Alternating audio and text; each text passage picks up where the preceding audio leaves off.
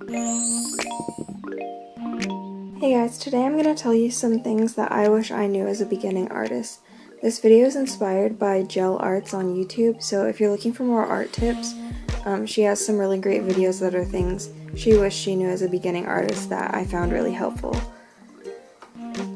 So my first tip is to start using color early. When I was first starting to draw, I only did traditional art, like most people I think, and I did have like colored pencils and markers that I would occasionally use, but mostly I just drew with pencils and micron pens. And there's nothing wrong with doing black and white art, but that was just kind of the only thing I did. And then later when I started doing digital art in high school, I felt really behind because I didn't really know anything about color theory or shading with color or anything like that. So if you're a traditional artist, I would definitely recommend trying out some colored pencils or watercolors, or trying digital art to use color if you can.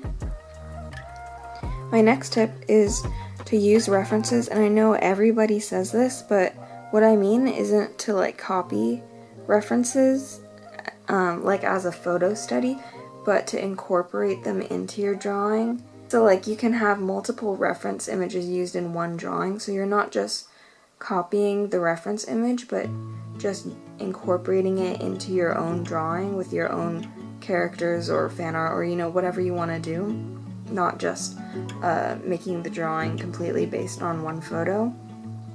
I think this is really helpful for me now, and I wish I had known to use references when I was a beginning artist, because at the time I was like, why would I want to use references, because like I just want to draw my own characters and stuff. But I didn't really realize how you could use references when you're drawing your own thing still. So yeah. My next tip is to diversify your OCs. So when I was a beginning artist, all of my characters kind of looked the same. They all had same face syndrome. I basically just gave them different hair and clothes and sometimes like different eye shapes, but for the most part, they all looked like identical. They also had mostly like the same body type, just like skinny hourglass kind of shape, which honestly it was probably influenced a lot by anime, because obviously not all anime is like that. There's a lot of great anime with diverse character designs, but at the same time a lot of them, especially magical girl anime, which I was really into at the time, the characters all look the same, which just gets really boring, especially because character design was like my most favorite thing, so I wish I had focused more about diversifying their actual bodies and faces rather than just focusing on like flashy outfits and things like that. My next tip is to try sticking with your OCs. I think this is more of a me problem than like a problem that most beginning artists have, but if you're anything like me, you don't really care about sticking with one character for a long time. You just want to keep designing new characters.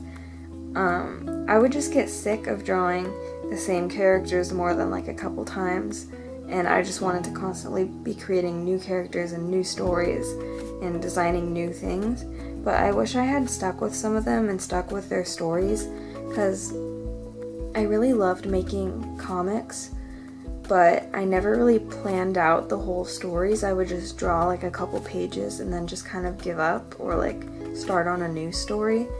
But in hindsight, it would have really helped if I had stuck with some characters, because I didn't really realize at the time that character design isn't just designing their initial look, it's designing their their life, basically, like their story, their emotions, their different outfits, their scenes that are part of their story, like all of those things. And related to that, my final tip is to draw backgrounds. So my main interest is visual storytelling, so I do a lot of like portrait type drawings, but really what I love to do is to tell a story through my drawings, and that's really difficult to do without drawing backgrounds. Like, yeah, you can draw characters doing like different poses that can help tell the story, especially if they have props, but I really wish I had started drawing backgrounds early, because I feel really behind now, because my skills with drawing people are pretty good, but my skills with drawing backgrounds are like really behind. and they don't really match, if you know what I mean. So I wish I had started drawing backgrounds early because it really would have helped to tell the stories of my characters. So that's all the tips I have for you today. I hope this video helped you out a little bit. I'll see you in my next video. Bye!